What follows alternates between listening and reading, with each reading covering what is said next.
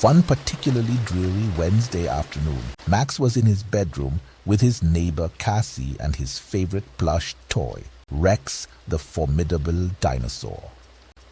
The weather was not to Max's liking. Look at all those puddles.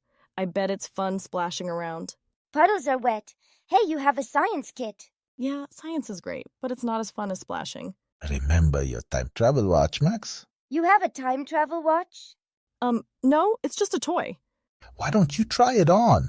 It's not like it's going to do anything. Let's open that science kit. Okay, I'll try on the watch. Ready? Now use your imagination. It's not science. But it can be magic.